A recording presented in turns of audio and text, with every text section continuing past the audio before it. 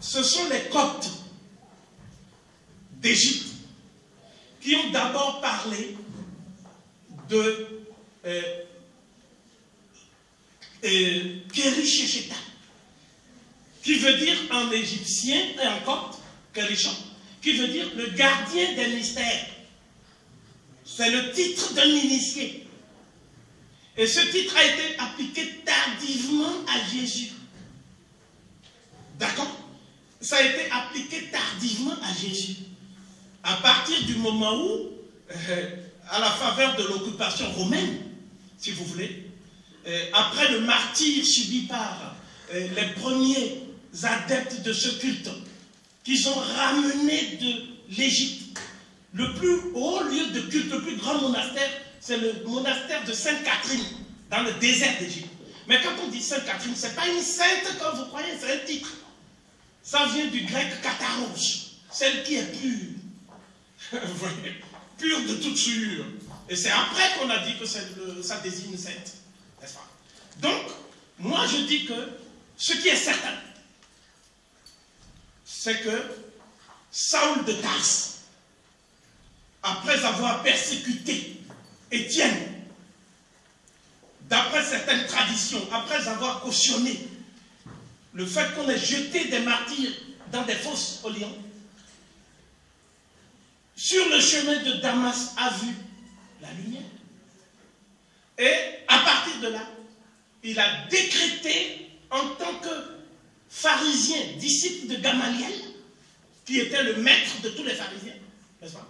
Il a décrété qu'il y avait un lien entre le Messie attendu dans le livre des Écritures anciennes, hébraïques, et la figure de Jésus de Nazareth, hein? Galiléen, le Galiléen. C'est lui qui a décrété. Mais qu'est-ce qui a fait que, parmi toutes les sectes qui cohabitaient à l'époque, celle-là a pu s'implanter à Rome, au point de devenir, plus tard, la religion de l'Empire, avec Constantin bien avant. Qu'est-ce qui a fait ça? D'après moi, c'est la récupération du culte d'Osiris, de la résurrection d'Osiris. C'est-à-dire que cela nous amènerait trop loin dans l'étude de la fixation des évangiles canoniques. Vous voyez? Ça nous amènerait trop loin. Mais il est certain que l'intégration de l'idée de la passion de Jésus est liée à la réception de la passion d'Osiris, qui, elle, venait des bords du Nil. D'où l'idée que si Christ n'est pas ressuscité d'entre les morts, alors notre foi est vaine.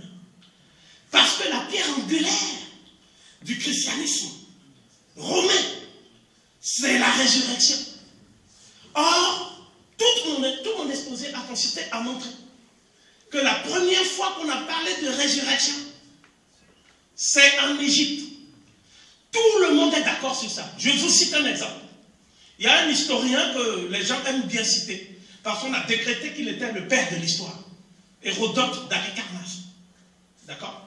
Alors, Hérodote essaye de savoir pourquoi, à partir de quel moment dans l'histoire, on a dit qu'il y a l'immortalité de l'âme.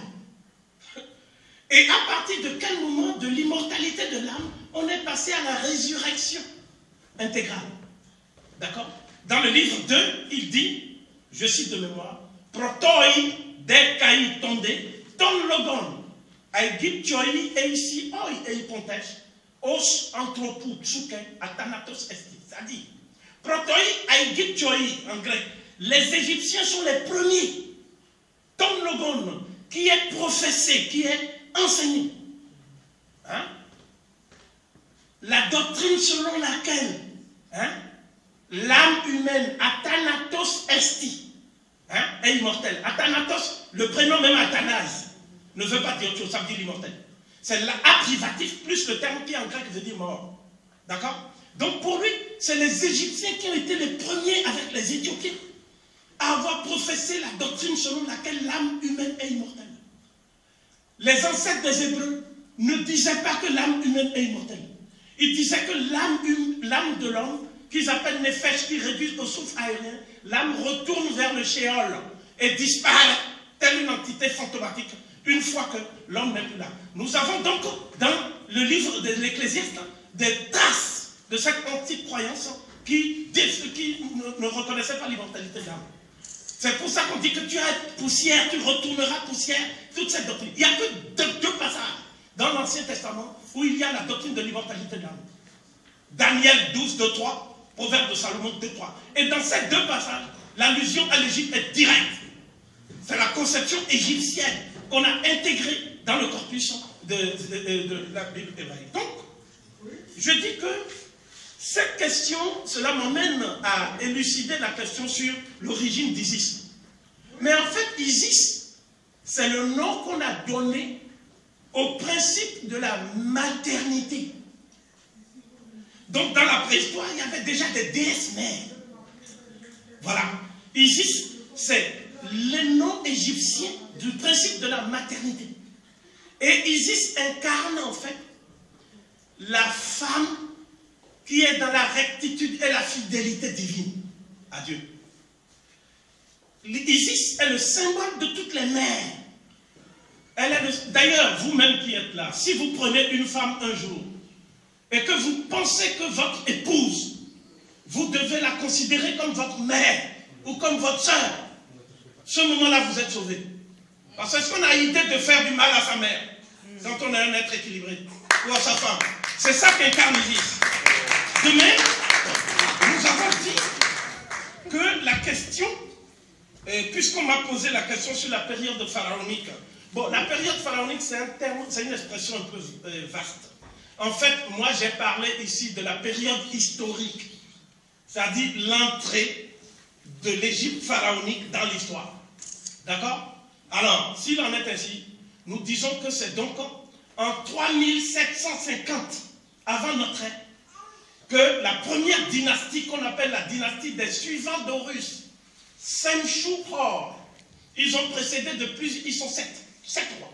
Ils ont précédé de plusieurs générations le pharaon qu'on continue à mettre dans le livre comme le pharaon unificateur. Le processus de l'unification de la haute et de la basse Égypte a commencé avec les populations Anou du sud, c'est-à-dire de Nubie. Et c'est en Nubie que l'Égypte a commencé. C'est pour ça que le premier nom de Haute-Égypte, c'est-à-dire le premier territoire habité par les anciens Égyptiens, d'où ils vont aller vers le processus d'unification de la vallée, unification linguistique, unification spirituelle, unification politique, etc. Ce premier territoire s'appelle Tassiti. Ça veut dire la terre de Nubie. Hein? Le premier territoire égyptien. C'est de là que sont partis ces pharaons-là. Tous ces pharaons que vous appelez Iriro, le roi Ka, tous ces pharaons, on a leur nom. C'est l'Institut germanique du Caire qui a trouvé les trucs archéologiques. On a aussi la première écriture hiéroglyphique à Abydos. Vous voyez bien? Donc pour moi, c'est de là que ça a commencé, 3750 avant notre ère. Et le dernier pharaon en Égypte, parce qu'il ne vous aura pas échappé, qu'on nous parle de pharaon grec, pharaon romain, pharaon... Ça n'existe pas, ça. D'abord, pharaon, ce n'est pas le titre d'un roi. Jamais. C'est la Bible qui a dit que c'est le titre d'un roi. Vous ne trouverez pas un document égyptien qui parle de pharaon comme un roi. Vous voyez? Pour dire roi, on dit en égyptien Nessou. Ça veut dire celui qui est venu du sud. C'est ça qu'on ne vous dit pas. Par contre, le terme pharaon désigne père Aa, c'est-à-dire la grande demeure, qui est une qualification de l'univers. La grande demeure. Ce n'est pas le nom d'un souverain.